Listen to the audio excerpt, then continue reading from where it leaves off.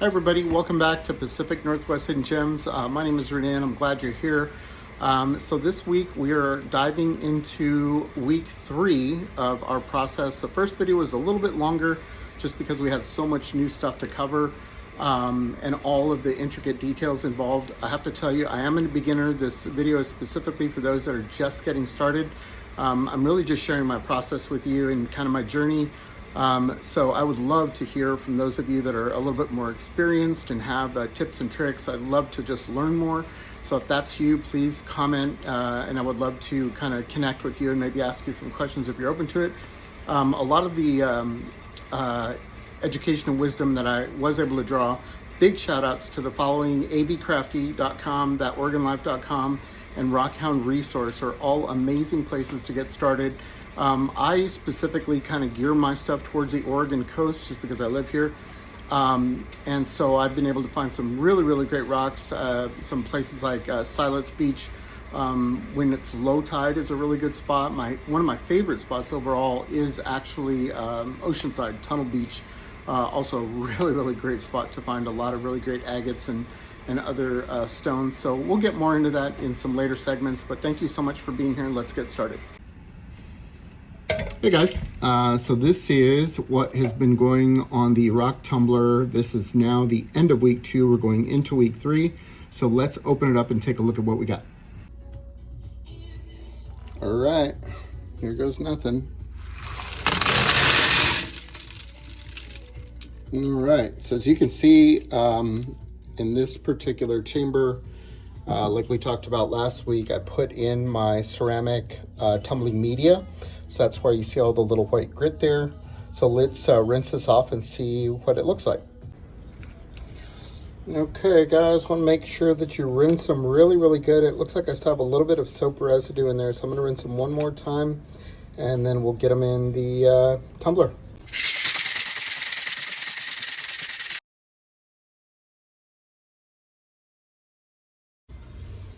All right, so considering this is my first time using the ceramic media, it is reusable. So you just pop it back on a plate, let it dry, and continue to use that a few times over. Okay guys, after you are done with your rinse cycles and putting in the soap, it's just like the first video. Make sure that you rinse them for about 30 minutes to a half hour, just to make sure all of the soap is off, and then we'll go ahead and prep them for the next steps. So I laid all of these out after rinsing them off. The media did a really, really good job of kind of getting those a little bit more smoothing in there, kind of protected the stones a little bit here. So let's take a closer look. Let me get some good lighting in here. Hang tight. There we go. All right, so there you have it. Not bad. A lot of these green jasper came out absolutely brilliant. We've got some really nice pieces here. So I'm going to get these in the tumbler.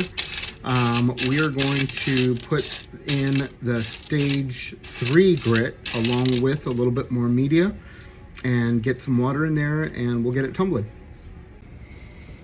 Okay guys, pro tip by the way, I love me paper plates. Once I get them out of the rinse, I just pop right in there instead of using it out of the colander. I got rocks all over my kitchen last time. So there you have it. Let's get them ready for week 3. Okay guys, welcome back. So after I was done with the rinse and making sure that all the soap is off, sat on the tumbler for a half hour, put it back in the chamber. So now we're ready to add our contents for week 3. So that will be, also guys, the media is super important because it's got to serve as filler.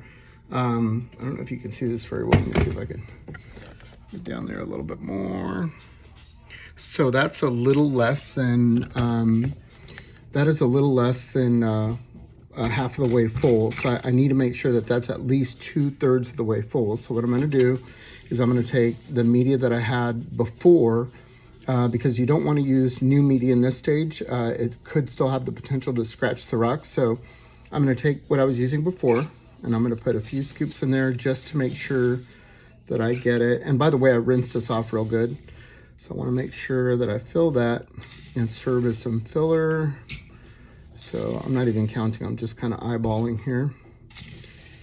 So that's about let's do one more. All right, that is about 2/3 of the way full. So take another shot of that there. And then we will actually put in our grit now. So remember, safety first. Want to make sure that since it is a finer grit, you want to mask up. This stuff is super dusty. So give me one sec here, pop this open. Oh wow, this one comes with a scoop. Interesting, the other ones did not. Okay, cool, that'll work. All right, so super fine, by the way. If you can see that there, it's super, super fine, hence the mask. So let's go with one. Yep. Go. 2. And 3. All right, so I will set that aside and give that a little stir there. Okay, cool. So it's ready, you guys. I'm gonna seal it up. We're gonna pop it on the, well, I guess I can take this off now. So I'm gonna seal it back up real good, put it back on the tumbler, and we'll revisit this whole process in a week. Stay tuned.